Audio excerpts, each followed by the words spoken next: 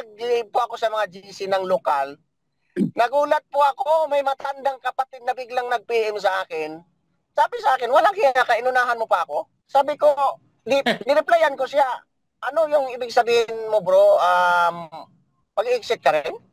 Nagbibiro ka ba? Kasi po matandang kapatid na siya eh. Tapos opisyali, secret, sa totoo lang nung nasa loob pa ako, puro duda at katanungan ang buwabalot sa isip at puso ko na bakit ayaw sagutin ni Kuya itong mga isyo. Talaga bang may tinatago to kaya siguro ayaw niya sagutin? Tahimik lang po akong nagsaliksik at napaniwala. Nung una, medyo nasaktan ako sa mga bitaw nyo kasi medyo panatiko pa ako eh. Pero kailangan ko pong piliting mag-open-minded po ako para malaman ko yung katotohanan. Kaya nga, actually, Brad CJ, ang nagtulak sa akin talaga na alamin ko yung mga issues o magitan ng pakikinig sa mga expose nyo, si Kuya lang din eh. Dahil bakit? Ang pinagtaka ko, wala naman ako. Wala naman, di naman ako mahilig sa ganun yung mga ano-ano. Ang pinagtaka ko sa kanya, bakit tuwing pasalamat na lang? May mga patutsada siya. Sino ba 'tong mga tao na to? At Kaya di lang din ako, yan po yung sinasabi ko opo, na yung ginagawa niyang style, mali eh. opo. Mali. Lalo lang Magkaroon ng trigger, Brad CJ. Mag-trigger doon sa mga membro na magkaroon ng isipin eh. Kaya nga, siya din nag-trigger sa akin na hanapin ko po kayo yung mga umi-exit eh. Sabi ko, hanapin ko tong mga umi-exit na to. Gusto kong pakinggan, bakit gano'n na lang yung lagi niyang sinasabi pag tuwing pasalamat? Bakit ngayon, nung nag-decision kang umalis dyan, bakit parang ang laki ng binibigay mo sa akin? Wala nang pa-target, di ba? Tigil na ako eh. Brad, salamat at nakalaya na rin kayo sa kulto. Maraming salamat po kay Brad Badong. Siya pong nagpasok sa akin po. Nag-exit po ako sa MCGI.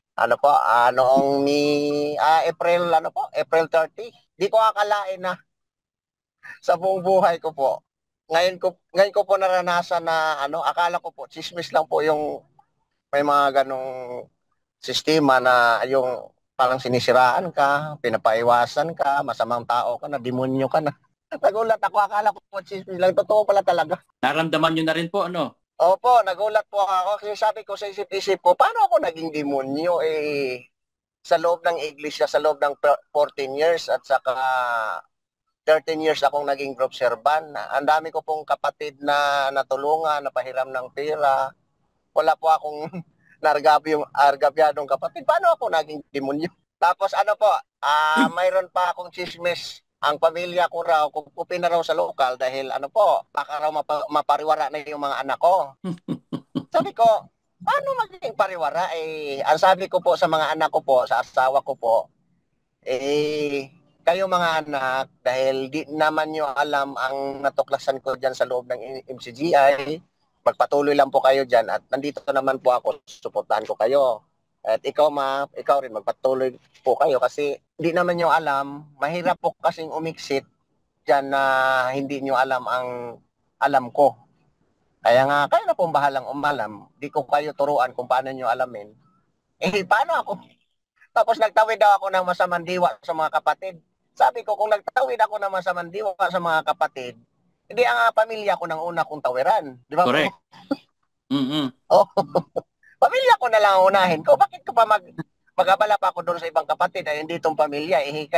Pilitin ko na itong ikayatin na umalis kayo dyan sa MCGI. Tapos ngayon, yun nga po ang bintang sa akin na Brad CJ, Brad Badong na ganon. Nalungkot lang ako ng masyado kasi kaya nga ang focus ko ngayon, tinudo ko na sa pakikinig sa inyo para maibsan yung, siyempre tao ka lang din kahit anong pilit mong first time mong naranasan ng ganito, nakikinig na lang po ako sa inyo talaga para maibsan yung alam niyo po, isa lang po masasabi ko sa inyo. Alam niyo po kung ano? Apo. Welcome to the club. Welcome to the club. Opo. At ito pala po, Brad CJ, nung nag-live po ako sa mga GC ng lokal, nagulat po ako, may matandang kapatid na biglang nag-PM sa akin. Sabi sa akin, walang hiya ka, inunahan mo pa ako? Sabi ko, nireplyan ko siya, ano yung ibig sabihin mo bro, pag-exit ka rin? Nagbibiro ka ba? Kasi po ano matandang kapatid na siya eh. Tapos Mm. opisyali, sabagay di naman to makarinig kasi dito lang naman. Sekretary pa siya ng lokal. Ganon. Matandang kapatid. Kaya nagulat po ako, sabi ko, matagal na po ako bro. Closet na ako dyan. Wala nang kwenta dong mga tinuturo ni kuya. Wala nang laman po. Kaya nga, nagulat ako, tahimik ka lang pala sabi sa akin, tumatayo ka pa doon sa gilid. Kasi kami po mga group servan, tumatayo kami sa gilid pag may awitan. Di ko akalain na may ganun ka na palang plano. Nagulat ako sa iyo. Kaya nauna ka tuloy sa akin. Tahimik lang po kasi akong nagsaliksik. Wala po ako, kahit nga pamilya ko po. Di po ako Mm. nagsasalita eh. Tahimik lang po akong nakikinig sa inyo. Nakikinig ako sa mga balitaktakan dyan sa Broccoli Channel, sa The Hard Truth, at saka MCJ Exiters, yan. At saka itong ano nyo po, tahimik lang po akong nagsaliksik at napaniwala. Nung una, medyo nasaktan ako sa mga bitaw nyo kasi medyo panatiko pa ako eh. Pero kailangan ko pong piliting mag-open-minded po ako para malaman ko yung katotohanan kasi sa lokal po mismo, parang di ko na po matanggap kasi yung mga binababa sa manggagawa, yung mga patarget po eh. Napighati na po, napighati na po ng todo yung mga kapatid sa lokal, lalo na sa mga membro ko. Ano ba yung mga pira-pira na yan? Eh Parang di, gano'n na lang lagi. yung pamilya niyo po, exit na rin kayong lahat. Ay, hindi po. Di ko po pinilit yung kasi itong dalaga ko po, yung pangatlo kong anak na nag-aral sa La Verdad po, siya po yung son secretary ng kabataan. Okay. Mahirap ko pong kaya ginawa ko po, inano ko na lang po sila, So pinabayaan ko kayo na lang lang po. po Di ang ko po, exit lang yun. Kayo pa lang. ako lang po ako lang po. Pero itong Hayaan nyo asawa, lang po sila, naramdaman ko Brad. na, Opo. Hayaan nyo ah, lang. Pakita nyo sa kanila yung respeto natin. Para, apo, ganyan naman po sinabi, ko po, opo, tama Brad lang po yan. CJ. Opo, tama po yan. Ngayon, kung makaka-realize po sila, de, salamat. Pero pag hindi naman, at payapa naman sila doon, makita nyo, payapa po sila, de, hayaan nyo lang. Apo, apo, Opo. Pagka apo, mapapayo ko lang po sa inyo, kung nakita apo, nyo, parang sumama na ang ugali, na iba na ang mentalidad, ayon, medyo apo, alaking po yun. Pero kung naging mabuti naman sila, kasi I know, may mga kapatid naman, alam naman, at lahat po tayo saksi dyan, mga kapatid. May mga kapatid talaga matutuwid. Eh kung apo, nandun naman ang kapayapaan nila, so be it. Basta maayos naman kayong apo. pamilya, okay lang po. Kaya mga kapatid, meron na naman tayong bagong janitor fish. Actually po bro, ito pong kwento namin mag-asawa po. Kaya ng asawa ko, nakaramdam na ng tuwa ngayon at saya nung pag-exit ko. Alam niyo po kung bakit. Bakit Kasi, po? kasi ano po, nagtaka siya, bakit ganito na yung nire-remit mo sa akin, ang laki? Ay wala nang patarget eh.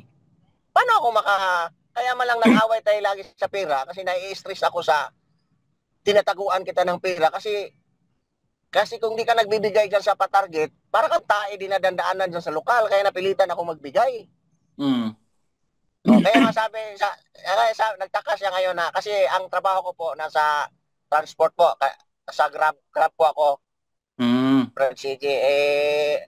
Nagtaka kasi yung asawa ko, lagi kami minsan nag-away kasi dahil nga dyan sa pera na may mga bayaran siya, dahil nga ayaw ko pong, ano, ayaw ko pong hindi po pwedeng makisama doon sa yung mga patarget-target, lalo na pinapasan ko lagi yung kasi yung mga membro ko bilang group servan mga walang anuman din eh. Ako pong sumasagot. Minsan may patarget na 1,500 bawat group servan, 2,000, 1,000. Mm. Nangyari ngayon, tinataguan ko yung asawa ko kaya lagi po kaming nag-aaway. Ngayon, Okay, hindi ko naman okay pwedeng ngayon. Hindi Apo. na nag-aaway. Ano po? Hindi naman po kayo nag-aaway na ng asawa nyo ngayon. Ay, tuntua na po nga siya ngayon. Lagi na po nakangiti. Sabi ko, yan. Kaya sabi, ganun pala, binibigay mo pala sa yung ano na, hindi ko alam. Hindi ko kasi sinabi, bro, kasi ayaw ko yung mayroon siyang duda. Nung panati ko pa ako sa MCGI, ayaw ko yung magkaroon siya ng duda dyan sa tulungan. Kaya nga, ang ginawa ko po, Tinatago niyo. namumupit na lang po ako. Mm-mm. Kaya ngayon, nagtaka siya, bakit ngayon, nung nagdesisyon kang umalis dyan, bakit parang ang laki ng binibigay mo sa akin? Ay, wala Mm-mm. nang pa-target, di ba? Tigil na ako eh. Eh, Brad, salamat at nakalaya na rin kayo sa kulto. Apo bro, apo. Salamat sa Diyos nga eh. Nakakaramdam nga ako ng saya at galak sa puso. Kasi sa totoo lang, tuwing, nung nasa loob pa ako, puro duda at katanungan ang na buwabalot sa isip at puso ko na bakit ayaw sagutin ni Kuya itong mga isyo. Talaga bang may tinatago to kaya siguro ayaw niya sagutin? Mm. Kaya nga actually Brad CJ ang nagtulak sa akin talaga na alamin ko yung mga issues o magitan ng pakikinig sa mga expose niyo. Si Kuya lang din eh. Dahil bakit ang pinagtaka ko wala naman ako wala naman di naman ako mahilig sa ganun yung mga ano-ano. Ang pinagtaka ko sa kanya, bakit tuwing pasalamat na lang may mga patutsada siya? Sino ba 'tong mga tao na to? At Kaya di yung lang din sinasabi ako ko na yan po yung sinasabi ko opo, na yung ginagawa niyang style, mali eh. opo. Mali. Lalo lang Magkaroon ng trigger, Brad CJ. Mag-trigger doon sa mga membro na magkaroon ng isipin eh. Kaya nga, siya din nag-trigger sa akin na hanapin ko po kayo yung mga umiiksit eh. Sabi ko, hanapin ko tong mga umiiksit na to. Gusto kong pakinggan. Bakit gano'n na lang yung lagi niyang sinasabi pag tuwing pasalamat?